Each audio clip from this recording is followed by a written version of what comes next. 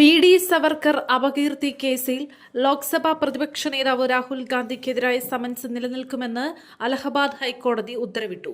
Summons റദ്ദാക്കണമെന്നാവശ്യപ്പെട്ട് Rahul Gandhi നൽകിയ ഹർജി ഹൈക്കോടതി തള്ളി. ലക്നൌവിലെ അഡീഷണൽ ചീഫ് ജുഡീഷ്യൽ മജിസ്ട്രേറ്റ് കോടതിയിൽ നിലനിൽക്കുന്ന കേസിലാണ് അലഹബാദ് ഹൈക്കോടതിയുടെ ഈ നടപടി.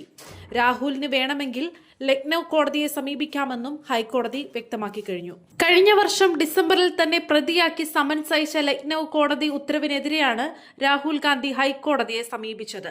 2023 ജൂണിൽ തന്റെ പരാതി തള്ളിയതിനെതിരെ പരാതിക്കാരനായ അഭിഭാഷകൻ നൃപേന്ദ്ര പാണ്ഡെ സമർപ്പിച്ച പുനഃപരിശോധനാ ഹർജി അനുവദിച്ച സെഷൻ കോടതിയുടെ ഉത്തരവിനെയും രാഹുൽ ഗാന്ധി തന്റെ ഹർജിയിൽ ചോദ്യം ചെയ്തു. സമൂഹത്തിൽ വിദ്വേഷം വളർത്തുകയെന്ന ഉദ്ദേശത്തോടെ വിനായക് ദാമോദർ സവർക്കറെ ബ്രിട്ടീഷുകാരുടെ സേവകനെന്ന് രാഹുൽ ഗാന്ധി വിളിച്ചതായി ആരോപിച്ച് അഭിഭാഷകനായ നൃപേന്ദ്ര പാണ്ഡെ തന്നെയാണ് കോടതിയിൽ പരാതി നൽകിയിരുന്നത്. സവർക്കർ ബ്രിട്ടീഷുകാരുടെ സേവകനാണെന്നും അദ്ദേഹം ബ്രിട്ടീഷുകാരിൽ നിന്ന് പെൻഷൻ വാങ്ങിയെന്നും ഭാരത് ജോഡോ യാത്രയുടെ ഭാഗമായി നടത്തിയ പത്രസമ്മേളനത്തിൽ രാഹുൽ ഗാന്ധി പറഞ്ഞെന്നാണ് ആരോപണം. രാഹുൽ ഗാന്ധി സമൂഹത്തിൽ വെറുപ്പും വിദ്വേഷവും പ്രചരിപ്പിച്ചുകൊണ്ട് രാജ്യത്തിന്റെ അടിസ്ഥാന സവിശേഷതകളെ ദുർബലപ്പെടുത്തിയെന്നും അപമാനിച്ചെന്നും തെളിഞ്ഞതായി ലക്നൌവിലെ additional civil judge Alok Varma ഡിസംബറിൽ പുറപ്പെടുവിച്ച ഉത്തരവിൽ പറഞ്ഞിരുന്നു.